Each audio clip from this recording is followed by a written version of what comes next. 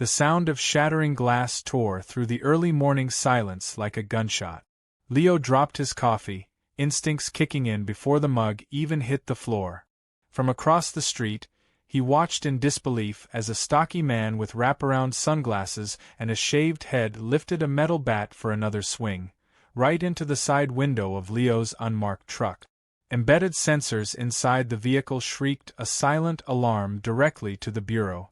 Leo's earpiece buzzed with panic from command. Surveillance feed just went dark. Leo status? But Leo was already moving, sprinting down the sidewalk in socks, his hoodie flapping as he crossed his own yard in seconds. The man turned, clearly expecting a panicked homeowner, not a federal agent with fury in his eyes. Leo didn't stop running until he was right in front of him. "Do you have any idea what you just did?" he said, low and lethal. The man puffed out his chest. "Yeah, I cleaned up the neighborhood." Leo pulled out his badge like a silent grenade and said, "You just smashed a live FBI surveillance vehicle, genius." The smugness drained from the man's face as fast as the color did, and a neighbor walking her dog gasped and dropped her latte. That's when Leo noticed the little HOA name tag on the guy's chest. Razor Enforcement. This wasn't going to be a simple insurance report. This was war. It had been a quiet month leading up to that chaos. Leo's cover had held strong. He was the friendly tech guy, Lee from Lot 16, the man who fixed Wi-Fi and kept to himself. In reality, Leo was embedded in one of the most sensitive FBI stings in the state. The house 3 lots down was suspected to be a rotating cartel stash point.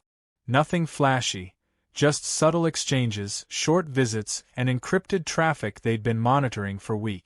Leo's truck had been the linchpin of that surveillance, its windows lined with micro-cameras and its dash holding gear sensitive enough to catch whispers through concrete.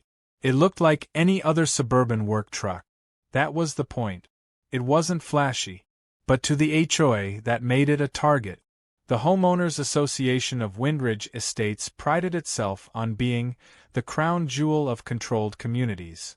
It was also the most micromanaged neighborhood Leo had ever been assigned to. Rules governed the height of grass, the color of porch bulbs, and the number of garden gnomes allowed per lawn. It was absurd but convenient. Cartels liked absurdity. It distracted. While Karen Winslow, the tyrannical HOA president, barked about mailbox symmetry, Leo quietly collected evidence of money drops and encrypted courier meetings. The operation was textbook, until Razor got involved. Razor wasn't his real name. His badge said Richard Stanton, but no one dared call him that. He was the HOA's self-appointed enforcer. Leo had seen him before, barking at a kid over a basketball hoop, snapping a flower pot in half because it wasn't uniform. The guy had the energy of a disgraced bouncer who'd been rejected by every gym in town and decided to take it out on fences and trash bins. Leo had made a mental note to stay invisible to Razor. Clearly, that plan had failed. Razor, it turned out, had received complaints about Leo's truck. No one knew who made the complaints. Likely just Razor walking past and deciding on his own that it looked suspicious. Of course it did. It was designed to blend in but not stand out, and apparently that was a cardinal sin here. And now, after a full-on bat attack, the equipment inside the truck was toast. Leo knew immediately the FBI tech team would have to sanitize the vehicle, rewire new surveillance lines, and worst of all, explain the breach to Washington.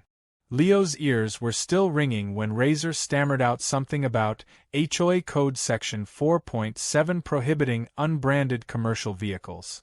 Leo could barely contain himself as he stared at the shattered window and the embedded microphones exposed like cut veins.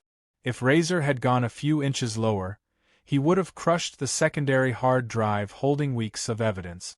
Leo had no time to argue. He snapped photos with his phone, called for containment, and texted a silent code that flagged the house under surveillance as compromised. Operation Cinderblock just got a whole lot messier. Within 30 minutes, unmarked bureau vans rolled into the neighborhood disguised as pest control. Neighbors peeked through curtains. Karen Winslow arrived in a floral bathrobe, waving her HOA binder like a holy book and demanding answers. Leo, now wearing his full badge and field vest, walked right past her without a word. Razor stood off to the side, no longer cocky, nervously sipping from a protein shake and pretending he had something to do. Karen attempted to demand Leo's credentials, but when the lead agent handed her a federal warrant and suggested she step back before obstructing a criminal investigation, she nearly fainted. Inside the busted truck, agents worked quickly to extract any salvageable data. A few backups remained, but they'd lost a crucial lifeline, the one feeding directly into the stash house. Leo's only option now was to re-establish new surveillance. But it was risky. The cartel wasn't stupid. If they noticed the tech pullout, they'd know they were burned. And if they knew they were burned, things could turn violent. The suburb wasn't ready for that. But Leo wasn't ready to walk away, not yet. That night, as the sun dipped behind the sterile row of Bayes homes, Leo sat in his garage, staring at the broken window of his truck. Razor was still walking the neighborhood, now pretending to pick up litter, trying to look useful. Karen had gone silent, possibly on the phone with a lawyer, or worse, someone else connected. Leo was starting to suspect the HOA wasn't just annoying. Something about the speed with which Razor targeted the exact truck location, the only place within signal range of the stash house, felt off. Too specific. Too calculated. Just before midnight, Leo got a ping from a secondary listening device planted months ago in a fake sprinkler head near the stash house. A distorted voice said, "New drop tomorrow. Clean route. HOA cleared it." Leo froze. HOA cleared it? That didn't sound like ignorance. That sounded like collusion. And suddenly, the truck window wasn't the beginning of the mess. It was the first sign that this entire neighborhood was dirtier than anyone knew. The next morning arrived with artificial peace, the kind that felt too quiet, like the world was holding its breath. Leo stood by the curb of his driveway, his eyes hidden behind mirrored glasses, sipping stale coffee from a thermos while pretending to scroll his phone. Across the street, the house they'd been watching remained as nondescript as ever. No movement, no lights, just a single black SUV parked out front that hadn't moved in 3 days. The FBI team had extracted what they could from the damaged surveillance truck overnight, but the live audio feeds were beyond repair. Leo had no time to wait for HQ to send another vehicle. If the stash house was planning a drop tonight, as the sprinkler mic hinted, then new eyes and ears had to be installed, and fast. That's when the idea hit him. The HOA meeting room, positioned directly across from the stash house with a perfect view. It was rarely used except for mandatory bickering and fines about garbage cans and lawn decor. And better yet, Razor himself had once bragged during a neighborhood patrol that he had the key. Leo knew it was a long shot, but he'd leveraged worse situations before. So he set a plan in motion. Within an hour, he approached Razor with a calm, deliberate walk and a neutral face. Razor, still jittery from yesterday's federal reminder of how far out of his league he really was, stiffened up. Leo played it cool. Said the Bureau was letting him handle some of the community relations to smooth things over. He told Razor they needed to install an air purifier in the HOA meeting room, something about pollen, indoor mold, and calming nervous neighbors. Razor narrowed his eyes but was too proud to admit he didn't understand half of what Leo said. Instead, he grunted, grabbed the oversized ring of HOA keys from his belt, and led Leo to the building. The room was empty, dusty, and filled with stacks of outdated bylaws and fake plants. But the window, wide, clean, and perfectly aligned with the target house, was all Leo needed. While Razor stood outside making a phone call, Leo went to work. He slipped out 2 custom surveillance devices the size of soda cans, disguised as lavender-scented diffusers. One had a pinhole camera with wide-angle capability. The other had directional audio sensors that could catch conversations through brick walls. Both connected to a hidden transmitter built into the base of the faux plant by the podium. Razor walked in just as Leo was finishing up, completely unaware that he'd just reopened the surveillance stream for Operation Cinderblock. Leo gave a polite nod and said the air already felt cleaner. Razor grunted again and walked him out, none the wiser.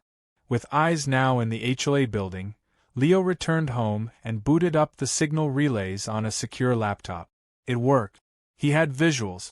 A man in a hoodie exited the stash house briefly to check the SUV's trunk, then disappeared back inside. Leo jotted notes. The behavior was routine, but the timing, so close to a hinted drop, made it matter. Every little action could be the key to predicting the larger move. Back at headquarters, the bureau analysts were reviewing the digital fragments from the smashed truck. They managed to stitch together a few useful audio snippets, enough to confirm Razor had unknowingly stomped over one of the buried cartel comms wires. It explained the odd radio silence from the stash house over the last 24 hours. The cartel likely assumed they were compromised and were preparing to shift route. And that meant time was running out for Leo to find the connection before it all disappeared. Later that day, Leo decided to pay a visit to Karen Winslow. He wanted to look her in the eye. Not as a neighbor, but as an investigator. He rang her bell, and the door opened just enough to reveal a forced smile and suspiciously perfect lipstick for someone just doing laundry. Karen stood behind a security screen and asked if he was there to pay his overdue fines. Leo said he wanted to clear the air, that he knew tensions had risen lately and that he wanted to work with the HOA instead of around it. Karen seemed surprised, and her posture loosened. He told her about wanting to support the neighborhood, even suggesting he was thinking of helping write the next HOA newsletter. That got her attention. Karen invited him in. Her house was surgically clean. No dust, no loose cords, no signs of life. Like a museum curated by anxiety. Leo's eyes scanned every surface, every misplaced envelope. On the kitchen counter, just beneath a decorative tray of lemons, sat a stack of sealed documents. The corner of one file peeked out, revealing a stamped address belonging to a shell company the FBI had been tracking for months, one known for moving cartel money through fake service contracts. Leo filed that under mental evidence and smiled as Karen poured tea like she was auditioning for a commercial. She mentioned the upcoming HOA barbecue, hinting that a few select residents would be attending. Leo asked what made them select. Karen paused just long enough to slip. She said they were business-minded people. People who helped keep things smooth. That phrase echoed in Leo's brain as he left. It wasn't just Razor playing thug for fun. Karen was knee-deep in something she didn't fully understand. And she was either too arrogant or too involved to back down now. The problem was, Leo couldn't hit her with it yet. He needed more. The house was bugged. The meeting room was tapped. The barbecue would be the next move. By nightfall, Leo was back in his garage reviewing footage. He watched as a courier arrived at the stash house, stayed for 11 minutes, then exited with a small duffel bag. Moments later, the SUV pulled out and drove directly past Karen's house, slowing just enough for someone to reach out and toss a small envelope onto her porch. Leo froze the frame. There it was. Proof of a connection. He couldn't tell what was in the envelope, but it was the second drop near Karen's address this week. That made it a pattern. He sent the image to HQ with a single message. Targets rolled deeper than expected. Awaiting green light. He closed the laptop, stood up, and walked over to the broken truck. The replacement parts hadn't arrived yet, and the cracked glass was now covered with tape and cardboard. But it stayed parked where it was. A reminder. A message. To the cartel, the HOA, and anyone else watching, Leo's truck was still here. And so was he. The HOA barbecue was scheduled for Saturday afternoon, the kind of carefully curated event that looked harmless on the surface but reeked of control beneath. Every sign, every balloon, even the playlist had to be approved by Karen. Leo knew this gathering was more than just hot dogs and fake smiles. He didn't need more evidence to convince himself Karen was involved in something dirty, but he needed proof solid enough to trigger federal action. That meant watching, listening, and being exactly where she didn't want him. He cleaned up just enough to blend in, threw on a polo shirt over his holstered mic transmitter, and walked to the park where folding tables and HOA-approved shade umbrellas were already set up. Razor stood by the grill like a sentry, spatula in one hand and a scowl in the other. He hadn't looked Leo in the eye since the truck incident. Probably because he still hadn't figured out whether Leo was going to arrest him or not. Karen floated between groups of neighbors with a practiced air of fake warmth. Her face lit up every time someone complimented the event coordination, and her tone carried just enough authority to remind everyone who made the rules. Leo kept to himself at first, but he made sure he was close enough to the punch table to overhear the more interesting conversations. At one point, a man in a salmon shirt and designer sunglasses strolled up to Karen and handed her a thick envelope, which she casually slid into her tote bag between napkins and sunscreen. It might have looked like a donation to a bake sale, but Leo knew what hush money transfers looked like. Still, that wasn't enough to confront her. He had to be patient. Things got stranger when Razor started bragging again. He'd had a few drinks, ignoring HOA policy about no alcohol at family events, and his ego took over. He loudly told a group of lawn chair dads about how he'd scared off some shady guy with a fake truck and how the FBI agent looked like he was going to cry. The group laughed politely, but one man, the same salmon-shirt guy from earlier, didn't. He looked irritated. When Razor saw the reaction, he shifted gears, trying to recover. He dropped his voice and said something that made Leo's blood go cold. He said, "But we're good now, right? I made it right. I made sure the truck's not a problem anymore. I mean, he's still around, but he's just watching now. That's what you wanted, right?" The man didn't respond. He just stared at Razor, then walked away, tossing his empty plate into the bin with more force than necessary. Leo caught it all. The conversation was short, but it was revealing. Razor hadn't just been acting on some HOA code obsession. He was working under pressure from someone else, someone who clearly knew Leo's presence meant danger. Leo made a mental note of the salmon-shirt man's license plate when he left. His car had a vanity plate that read as cash. Subtle. Later that evening, Leo sat in his garage again, watching the footage from the meeting room bug. At 2 p.m., while the barbecue was still in full swing, Karen had entered the HOA office with a different man, tall, wiry, nervous eyes. They spoke quietly, but the microphone caught every word. The man asked if the feds were still sniffing. Karen said no, that everything had been smoothed out, and that our guy took care of it. She then handed him the envelope she'd received earlier. The man nodded and said, "Last drop this week. Then we're done." Leo leaned back in his chair, heart pounding.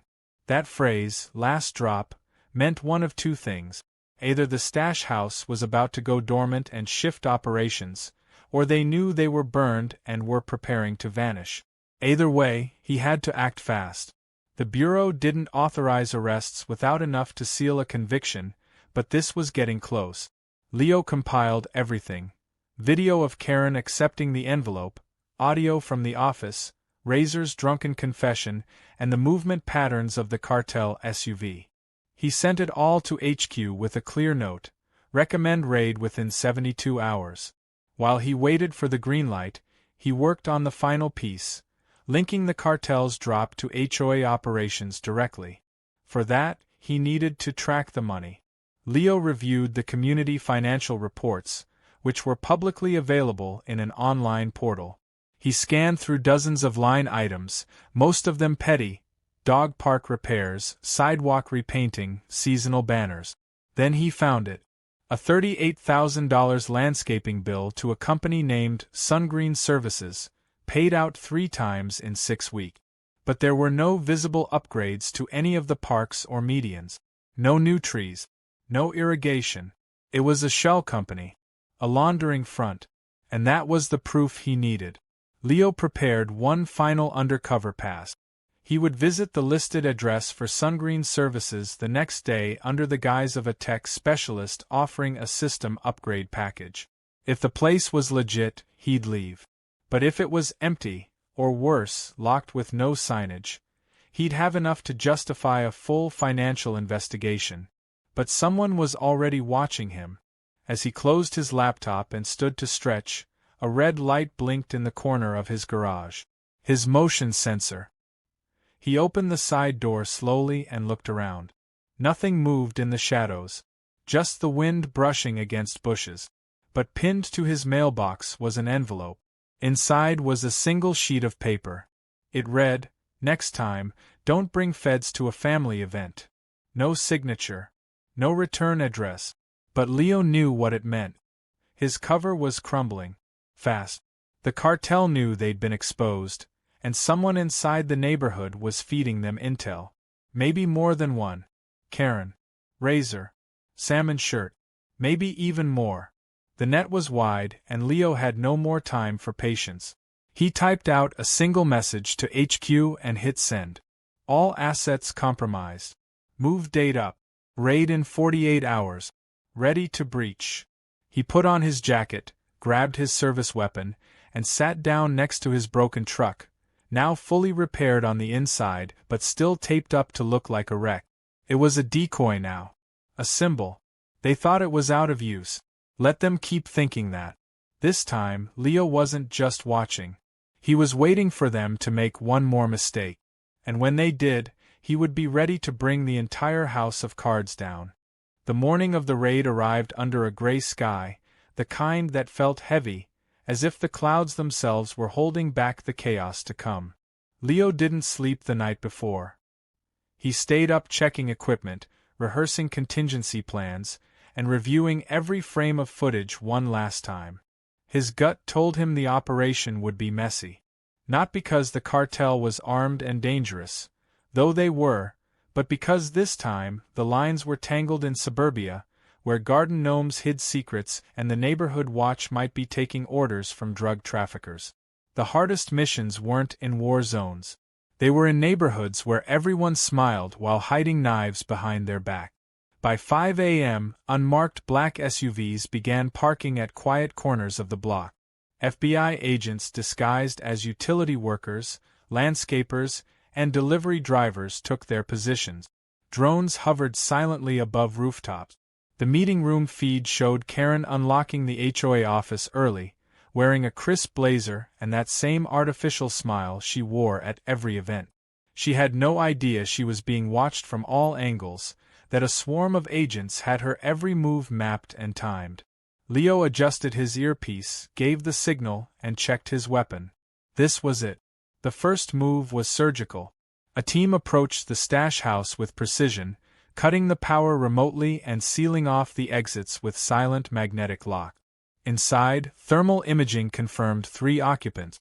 Leo stayed on overwatch, positioned near the HOA office to keep eyes on Karen, who was casually typing on her laptop as if the world outside wasn't about to collapse around her. Razor, however, was already on edge. He paced near the office window, constantly checking his phone. He knew something wasn't right. He probably felt the pressure building, or maybe he noticed the wrong van parked too close to the playground. Either way, Leo watched him closely. At exactly 6:12 a.m., the breach team made entry into the stash house. The door burst inward with a muffled pop, and flashbangs lit up the interior. Within 15 seconds, the occupants were subdued, 2 couriers and 1 middleman, all stunned and cuffed. Evidence was everywhere. Cash, burner phones, false walls, a safe full of ledgers. They didn't even try to lie. One of the couriers spilled everything on the spot. The last thing he said before getting dragged out was, "She said it was safe." She promised this block was covered. Leo didn't need to ask who she was. Karen's laptop pinged with a message just minutes later. Razor leaned in to look at it. His reaction told Leo everything. He froze, then whispered something to Karen. Her eyes widened for just a second, but she caught herself. She stood, walked to the window, and calmly pulled the blinds. Then she did something that surprised even Leo. She grabbed a box from behind her desk, opened it, and began shredding paper without hesitation. Razor tried to stop her, but she shoved him away and said something sharp that couldn't be heard through the glass. Leo didn't wait. He gave the signal. A second team moved on the HOA building. They approached fast and quiet, using the same side entrance Leo had scouted earlier. As the agents breached, Karen backed into the corner, eyes wild but jaw clenched. Razor raised his hands like he thought it would matter. Karen didn't scream. She didn't cry. She just kept shredding until they pulled the machine away from her. That's when she looked up at Leo, who walked in behind the agents and said, "You don't understand who you're messing with." Leo said nothing. He just nodded toward the desk drawer. Inside, agents found envelopes labeled with various neighborhood addresses, each stuffed with cash and instruction sheet. One was addressed to Razor. Another to his cash, the salmon shirt man. It was a payment matrix, complete with percentages, delivery dates, and a list of code names that matched known cartel aliases. It was over. As Karen was handcuffed, Razor pleaded for leniency. He swore he didn't know the full extent. Claimed he thought he was just enforcing extra HOA payments for security. But the paper trail said otherwise. His signature was on 2 falsified expense reports. He had accepted more than 30 grand in kickbacks. When they read him his rights, he sobbed, looking more like a scolded child than a neighborhood thug. The agents walked him out past a gathering crowd of neighbors, all in pajamas and confusion. Some filmed. Some whispered.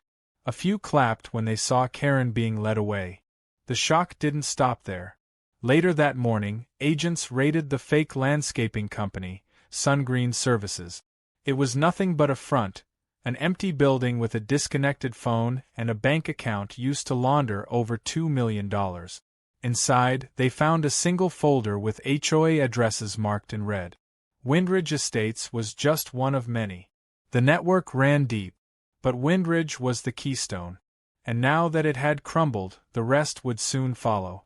Back at HQ, Leo gave his debrief to a panel of stone-faced supervisors.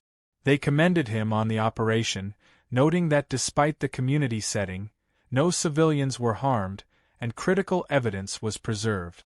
They offered him a transfer, a promotion, a desk job if he wanted it. Leo declined. He said he needed to be in the field, where things were real, where people could lie to your face while hiding bodies behind freshly painted fences. When he returned to the neighborhood days later, the place had changed. Karen's name was scraped off every sign. Razor's house had a foreclosure notice taped to the door.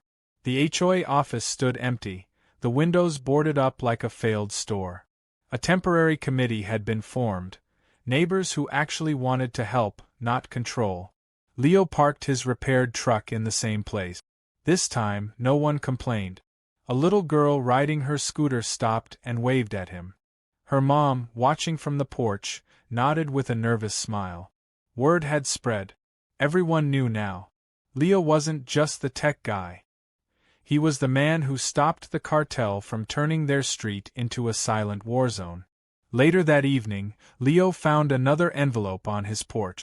Inside was a single photograph, grainy, taken from above. It showed Leo standing in front of his garage, holding the last piece of evidence before the raid. On the back of the photo, one sentence was scrawled in pen. "Not all rats are gone yet." He stared at it for a long time, then burned it in his fire pit. The job wasn't over. Not entirely. But for now, Windridge was clean. And the message had been sent. This block wasn't for sale. The days following the raid moved like a strange kind of fog, slow but unsettling, as if the entire neighborhood was waiting for the next shoe to drop. Windridge Estates was quieter than usual, not because people had left, but because everyone was watching each other now. The fake calm had been shattered, and no one knew exactly who they could trust anymore. Gone were the overbearing notices from Karen's HOA regime, the ridiculous fines, the impromptu patrols by Razor. In their place was an eerie silence. No one mowed their lawns early in the morning anymore. No one dared complain about minor violations. Even the neighborhood dogs barked less, as if they too sensed that something had shifted. The illusion of a perfect suburban life had cracked, and everyone was tiptoeing over the fragments. Leo kept his head down. Officially, the case was closed, but unofficially, he remained alert. The cartel was known to retaliate, and even though the bust at Windridge had dealt a blow, the operation had exposed just how wide their roots had grown. There were whispers from bureau contacts that other HOA boards in surrounding towns were being investigated. Some had already mysteriously resigned. Others were suddenly unavailable, out of town, unreachable. But what kept Leo from relaxing was that envelope, the photo left on his porch. That meant someone had eyes on him even after the cleanup. Someone who knew he wasn't just another agent passing through. To the public, the narrative was straightforward.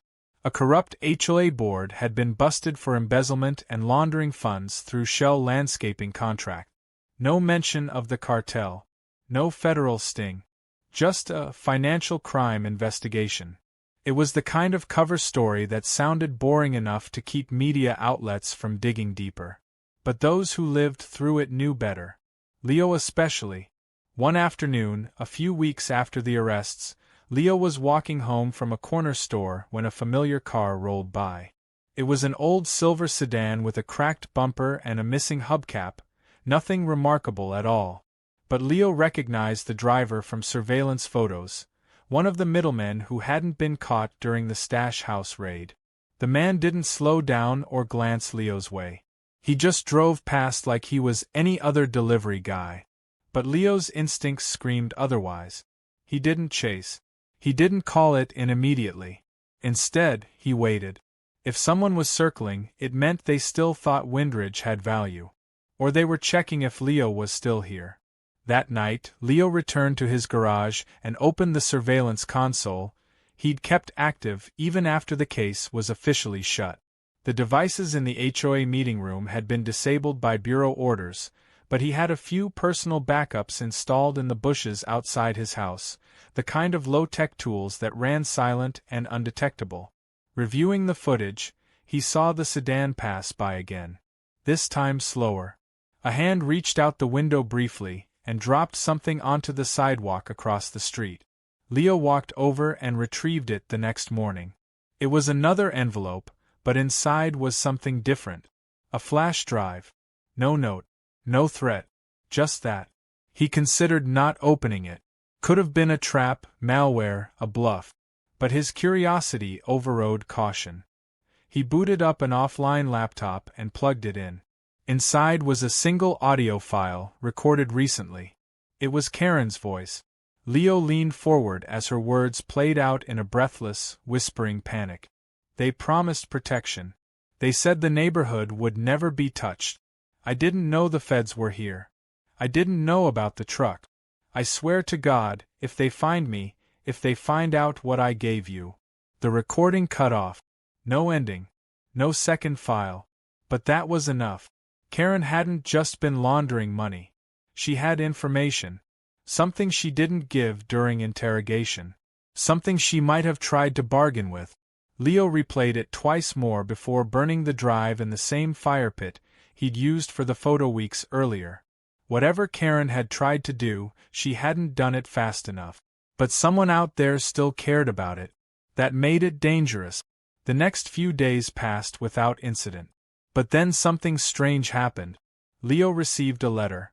Not from the FBI, not from Windridge, but from the Department of Justice. It was an internal memo, marked for agent review only. It congratulated him on the success of Operation Cinderblock, then offered something rare. It was an open-ended clearance letter. An invitation. Leo was being offered the chance to lead a new unit focused on tracking similar criminal infiltration into civilian systems. HOAs, school boards, planning commissions. The cartel had exposed a weakness in everyday systems, and the Bureau wanted Leo to lead the response. He sat with the letter in his lap for a long time. He hadn't joined the FBI to chase money trails or attend HOA meetings. He signed up to stop threats, to stop bad people from hiding behind normal faces. Windridge had shown him that the worst threats weren't always holding guns in dark alleyways. Sometimes they wore name tags and handed out newsletters, and he'd beaten them at their own game. Still, the decision wasn't easy. Windridge had become more than a job. In some strange way, it had become personal. The people who lived there had been blind to what was happening around them, but they weren't bad people. They were just lied to by the wrong ones and too scared to ask questions.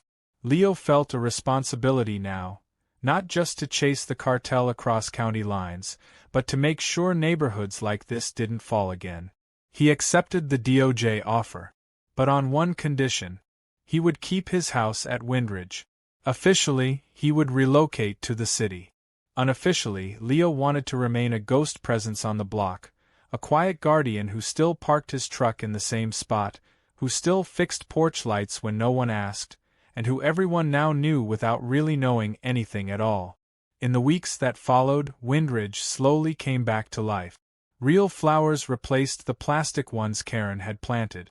The new HOA board, led by a retired firefighter and a schoolteacher, banned all fines over $10 and held monthly meetings open to the entire community, with no secret rooms and no locked drawers. Razor's old patrol vest was found in a trash bin. The office was repainted a soft green, and the old surveillance signs were replaced with welcome ones. One evening, as the sun set over the rooftops, Leo sat on his front porch, a glass of iced tea in hand, when a kid from down the street rode by on a bike and shouted, "Hey Mr. Leo, thanks for saving the neighborhood." He smiled, waved, and said nothing. Because in Windridge, that was enough.